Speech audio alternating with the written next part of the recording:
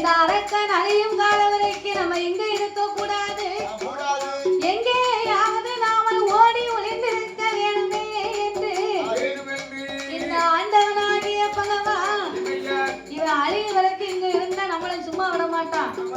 இவன் அழிந்த வரைக்கும் வேற எங்கேயாவது சென்றுதான் நம்ம போய் ஒளிந்திருக்கணும்.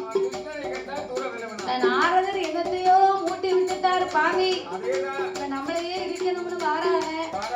அதனால இவங்கிட்ட மல்லுக்கு நிற்க முடியாது, நிற்கவும் கூடாது. நல்ல அறிவு உள்ளவே சண்டைக்கு போக மாட்டான். காரியத்தால் தன்னுடைய அறிவினால் அதை கவர்ந்து வருவார். நல்லவனுக்கு நல்லவனுக்கு ஒரு வழி, நல்லவனுக்கு கெட்டவனுக்கு இரண்டு வழி.